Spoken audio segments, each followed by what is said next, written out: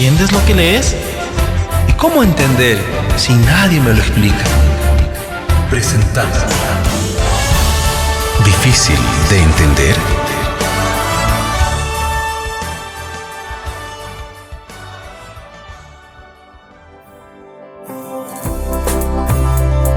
¿Es familiar para usted la palabra remanente? El portal www.definición.de lo define de esta manera. Una persona elabora 10 tortas para ofrecer en su barrio, con la esperanza de que sus vecinos le compren y así pueda ganar algo de dinero. Al finalizar la jornada, concluye que logró vender 8 tortas. Las 2 restantes, por lo tanto, constituyen el remanente de su producción.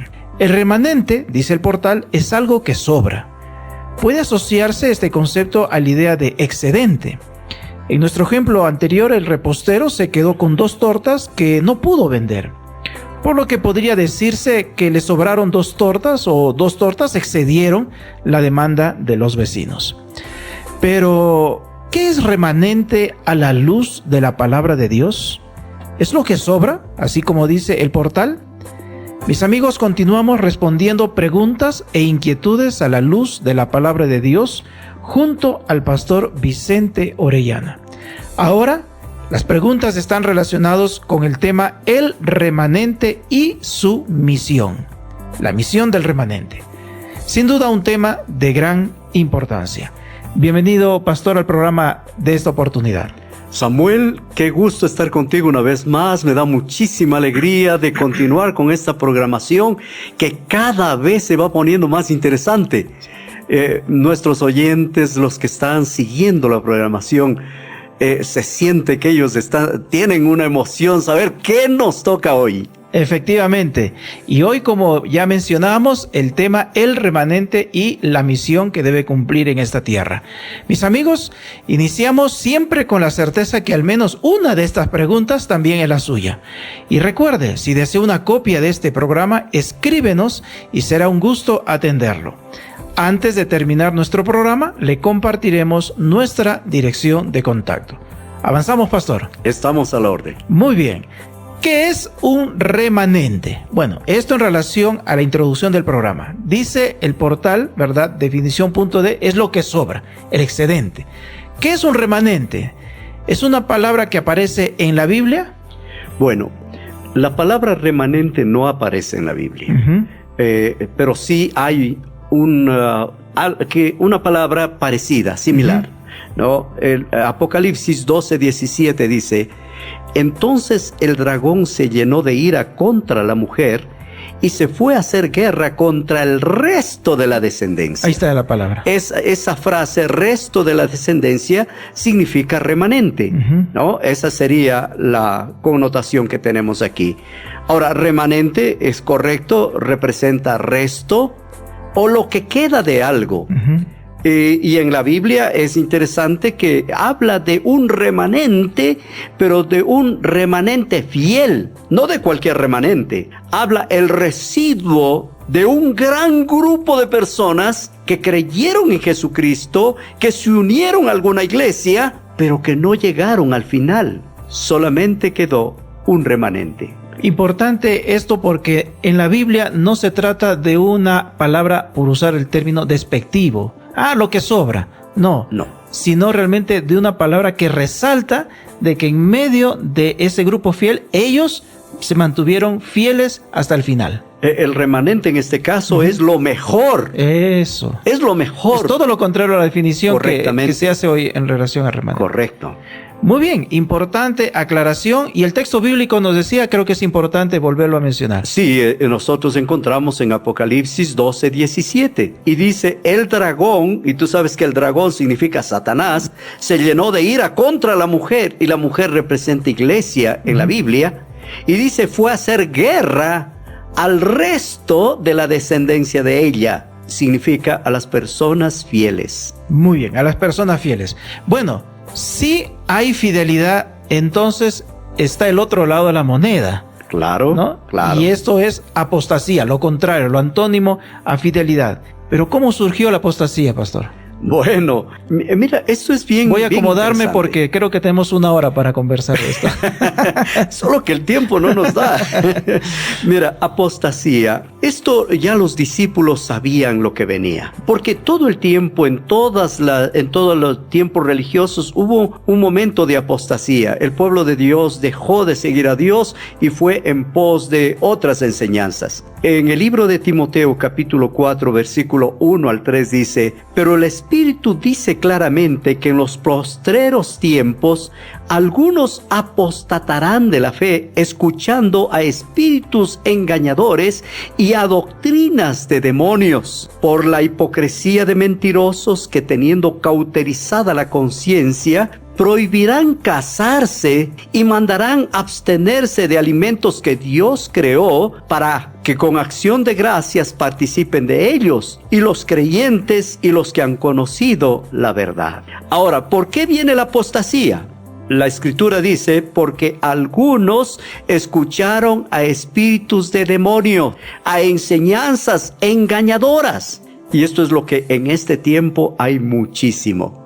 Gente que aparece con una nueva enseñanza, una nueva doctrina, y la gente se une a personas quizás que no tienen escrúpulos relacionados con la Escritura. Y esto me hace pensar también que tal vez es un eco, pastor, lo que usted acaba de leer, a lo que el mismo Señor Jesús advirtió a sus discípulos en el Monte de los Olivos, donde en una oportunidad le dijo que nadie os engañe. Correcto, correcto. El mundo en el que vivimos es un mundo bien difícil. El engaño está en todo. Está en los negocios, está en el matrimonio, está en todo lo que los seres humanos hacemos. Siempre hay el riesgo del engaño. Bueno, aquí se nos viene una pregunta de un teólogo, parece, pastor. Los teólogos están participando bastante, ¿eh? Bueno, nos dice: ¿cómo identificar al hombre de pecado? Es una expresión bíblica, ¿no? Correcto. Hombre de pecado, que justamente habla la Biblia. ¿Cuáles son sus características? Tal vez, ¿qué relación hay con apostasía y también con remanente, que es el tema, ¿no? Miren, esta frase, el hombre de pecado, siempre estaba en la mente de los discípulos. Y el apóstol San Pablo en especial, él trata de definir un poquito acerca del hombre de pecado. Y todo esto nos muestra en relación a la venida de nuestro Señor Jesucristo. En 2 de Tesalonicenses, en el capítulo 2, los versículos 1 en adelante, dice: con respecto a la venida de nuestro Señor Jesucristo y nuestra reunión con Él, os rogamos, hermanos, que no os dejéis mover fácilmente de vuestro modo de pensar, ni os conturbéis ni por espíritu, ni por palabra, ni por carta, como si fuera nuestra, en el sentido de que el día del Señor está cerca. Nadie os engañe, dice el versículo 3, y es aquí donde quiero quedarme un poquito. Dice: nadie os engañe en ninguna manera, porque no vendrá sin que antes venga la apostasía y se manifieste el hombre de pecado, el hijo de perdición, el cual se opone y se levanta contra todo lo que se llama Dios y es objeto de culto, tanto que se sienta en el templo de Dios, haciéndose pasar por Dios. Wow. Ahora, qué osadía. Eso es tremendo, eso es tremendo. Dice: esta apostasía va a ser tan grande que se opone y se levanta a lo que es Dios y lo que es objeto de culto. Pero lo triste es que toma el lugar del templo de Dios. Y dice: ahora se hace ¿qué? Pasar por Dios. Está quitando el lugar de Jesucristo. Está quitando el lugar del Dios Todopoderoso y se está poniendo una persona, un ser humano, en vez de Dios. Esto es difícil y cuando seguimos leyendo es tremendo. En el versículo 7 dice: porque ya está en acción el misterio de la iniquidad. Y dice un misterio. ¿Qué es un misterio? Algo que no es explicable, ¿no? Cuando no es explicable no se puede decir nada en relación a esto. Es un misterio que surge. Pero ¿hasta cuándo va a durar esto? Nos dice, porque ya está en acción el misterio de la iniquidad, solo que hay quien al presente lo detiene hasta que él a su vez sea quitado de en medio, y entonces se manifestará aquel inicuo a quien el Señor matará con el espíritu de su boca y destruirá con el resplandor de su venida. Esto está mostrando que esta apostasía durará hasta la venida de Jesucristo. Jesús viene y la venida de Cristo matará a este apóstata. Y note, en verso 9 dice, inicuo cuyo advenimiento es por obra de Satanás, con gran poder y señales y prodigios mentirosos, y con todo engaño de iniquidad, para los que se pierden, por cuanto no recibieron el amor de la verdad para ser salvos. Hasta aquí ya es duro. Cuando la persona rechaza la verdad de Dios, Dios permite que caiga en la apostasía. Y allí tal vez alguien dirá, bueno, ¿el tema es apostasía o es remanente, no? Porque allí usted está hablando algo importante de cómo ubicar y cómo definir el tema de la apostasía. Sí, pero la pregunta que me hiciste es cómo identificar al hombre de pecado. El hombre de pecado es un apóstata que se sienta en el templo de Dios y se hace pasar por Dios, y que llega hasta la venida de nuestro Señor Jesucristo. Exacto. ¿No? Y esto relacionándolo con el tema del remanente, justamente que es motivo de este momento, podríamos decir, aquellos que son parte del remanente, este resto, ¿verdad? Este grupo selecto, como decíamos al inicio con la respuesta suya, pues no se están mezclando con estos conceptos. No, absolutamente. Son totalmente separados. Ahora, lo interesante es que cuando nosotros pensamos en el hombre de pecado, el hombre de pecado tiene un poder y una atracción que capta a las personas. La gente es fascinada por un solo ser humano. Imagínate un ser humano que atrae multitudes. Un ser humano que es especial, ¿no? Y Dios dice que las personas que escuchan a este ser humano, dice, por esto Dios les envía un poder engañoso para que crean en la mentira, a fin de que sean condenados todos los que no creyeron en la verdad, sino que se complacieron de la injusticia. Entonces, el hombre de pecado tiene un poder que hace que los seres humanos crean en el engaño, y Dios lo permite. Y todo para que finalmente se revele la justicia y la verdad sobre todas las cosas, ¿no? Así es, exactamente. Como ya habíamos visto en un programa anterior. Bueno, ¿es verdad que hay una iglesia sufriente? O tal vez podríamos interpretar esta pregunta en relación que tal vez el remanente tiene que ver con algo de iglesia sufriente. Bueno, en todo el tiempo la iglesia de Dios fue perseguida. El pueblo de Dios fue perseguido desde el mismo comienzo de la humanidad. Los hijos de Dios eran hombres que querían hacer la voluntad de Dios, pero habían otros que se oponían a la voluntad de Dios. Nosotros encontramos en la Biblia Caín y Abel. Ahí hay un contraste. Un joven que quiere hacer lo de Dios y el otro que quiere también hacer las cosas de Dios, pero a su manera, no como Dios le pide, ¿no?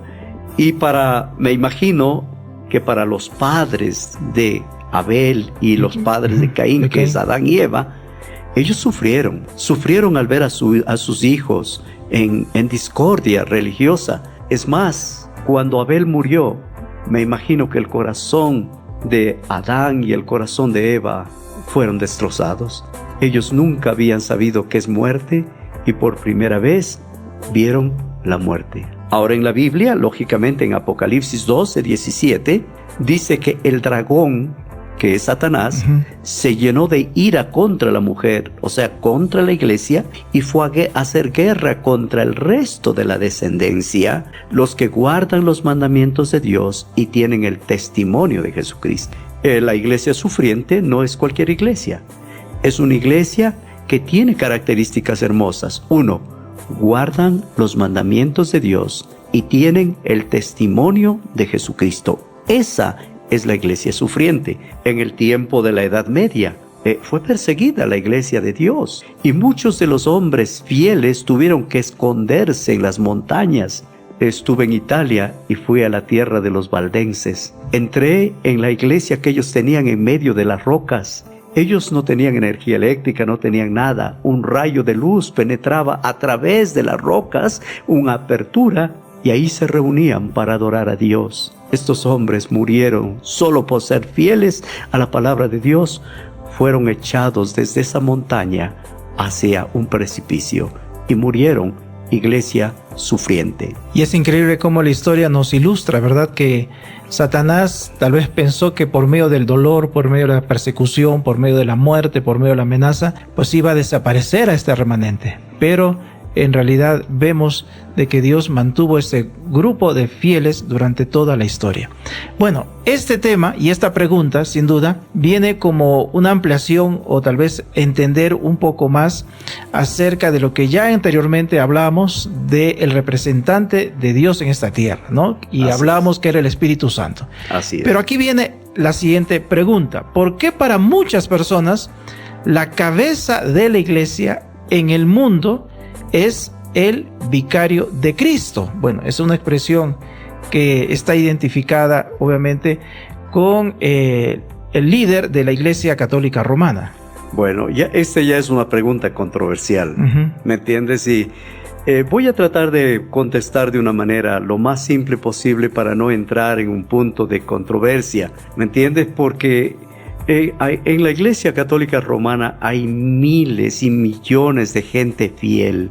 Son personas sinceras. Son gente sincera, gente buena, gente que no tiene más que ese conocimiento y no ha tenido la oportunidad de conectarse con la palabra de Dios y encontrar todo lo que Dios dice allí.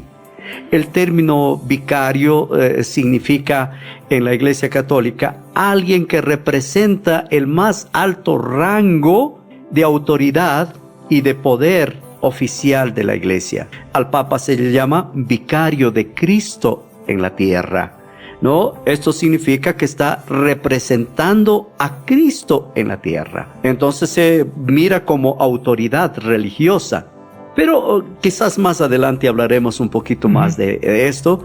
Solo quiero destacar algo especial. Miren, nosotros no tenemos necesidad de un vicario en la tierra, porque en el libro de Hebreos capítulo 8 versículo 1 y 2 dice: ahora bien, el punto de lo que venimos hablando es esto, es que tenemos el sumo sacerdote, el cual se sentó a la diestra del trono de la majestad de los cielos, ministro de santuario, aquel verdadero tabernáculo que levantó el Señor y no el hombre. ¿De qué está hablando? De Jesús. Jesucristo es nuestro sumo sacerdote. Jesucristo está en el santuario celestial y Él es nuestro vicario. Él es el que intercede por nosotros ante el Padre, ¿no? El Señor Jesucristo envió el Espíritu Santo. ¿Para qué? Para interceder a través de Él ante el Padre. Y esto es lo hermoso de las Escrituras, ¿no? Cuando nosotros podemos entender esto, nos ayuda. La salvación no es por hombres. Y esto es importante. En el libro de Hechos de los Apóstoles 4:12 dice: en ningún otro hay salvación, refiriéndose a nuestro Señor Jesucristo.